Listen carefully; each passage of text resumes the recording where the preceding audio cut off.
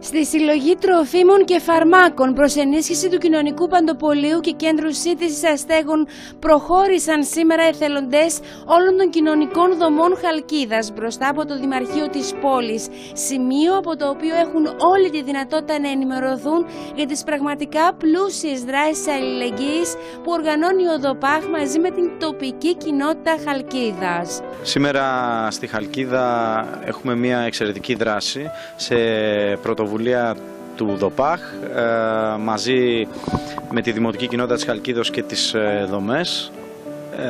Είναι μια προσπάθεια να ευαισθητοποιήσουμε κυρίως το κοινό για το πρόβλημα των αστέγων, το οποίο έχει λάβει δυστυχώς τεράστιες διαστάσεις τα χρόνια της κρίσης. Βρίσκεται και αυτή μέσα στα πλαίσια ενός ευρύτερου προβληματισμού που υπάρχει και μιας προσπάθειας από το Δήμο να αντιμετωπίσει το σοβαρό αυτό πρόβλημα. Κάνουμε μια πολύ μεγάλη δράση αλληλεγγύης, την ονομάζουμε Άστεγος για μία ημέρα. Ερχόμαστε για λίγο στη θέση των αστέγων και παράλληλα ενημερώνουμε τον κόσμο για τη δράση των κοινωνικών δομών, αλλά και μαζεύουμε, συγκεντρώνουμε τρόφιμα, φάρμακα και είδη προσωπικής υγιεινής, τα οποία θα διατεθούν στους ωφελούμενους του προγράμματός μας. Έχετε απευθύνει πρόσκληση σε συλλόγους και φορείς? Ναι, και σε αυτό μας βοήθησε πάρα πολύ η Δημοτική Κοινότητα και ο ΔΟΠΑΧ. Γιατί λόγω των γνωριμιών τους σίγουρα θα έχουμε μεγαλύτερη ανταπόκριση. Και ήδη έχουμε ξεκινήσει και μαζεύονται και τα πράγματα. Όποιος θέλει λοιπόν ακόμα και ιδιώτης ή σύλλογος ή φορέας μπορεί να έρχεται εδώ πέρα τι ώρα? Μέχρι τις 9 το βράδυ. Είμαστε από τις 9 το πρωί μέχρι τις 9 το βράδυ. Συγκεντρώνουμε και ενημερώνουμε. Και αυτά τα τρόφιμα πάνε μετά? Πάνε στους ωφελούμενους του προγράμματος. Θα διατεθούν από το κοινωνικό συσίτιο και από το κοινωνικό παντοπολείο στους ωφελούμενους, συγκεκριμένους ωφελούμενους μας. Ποιες είναι τελικά οι δομές που βρίσκονται σε εξέλιξη αυτή τη στιγμή?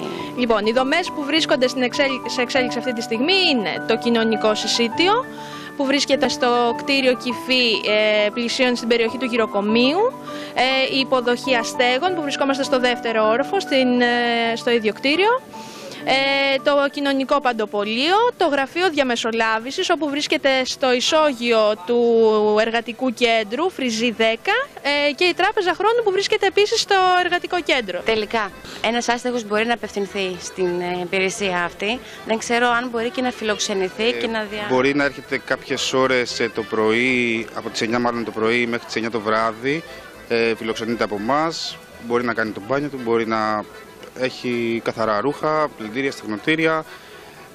Κάποιες μέρες του χειμώνα με τη βοήθεια της ΔΟΠΑΧ και του Δήμου μείναμε ανοιχτοί σε 24ωρη βάση. Να υποτάσσουμε ότι θα ισχύσει και κάτι τώρα για τις ημέρες του Πάσχα, κάτι τέτοιο? Ελπίζουμε πως ναι, και το θέλουμε όλοι μας πάρα πολύ να γίνει κάτι για αυτούς τους ανθρώπους που έχουν πραγματικά ανάγκη. Υπάρχει ένας μεγάλος αριθμός αστέγων που απευθύνεται σε αυτές τις δομές? Υπάρχει αρκετά μεγάλος αριθμός αστέγων, αλλά είναι και οι ενδυνάμοι άστεγοι, οι οποίοι είναι άτομα που δεν έχουν ρεύμα, νερό, σπίτι τους, οπότε και αυτοί θέλουν τη βοήθεια. Εμείς θα απευθυνθούμε σε όλες τις οικογένειες που εξυπηρετούμε αυτή τη στιγμή. Οι οποίες μπορούμε να πούμε έναν αριθμό? Είναι τριψήφιος. Δυστυχώς δεν επιτρέπεται να πούμε περισσότερα στοιχεία, αλλά είναι ένας πολύ μεγάλος αριθμός.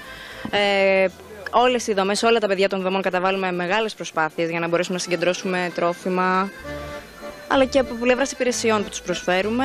Νομίζω ότι έχουμε κάνει μια καλή δουλειά και ευελπιστούμε να χτυπήσουμε το αίσθημα του εθελοντισμού όλων, ώστε να ενισχυθεί ακόμα περισσότερο η προσπάθειά μας.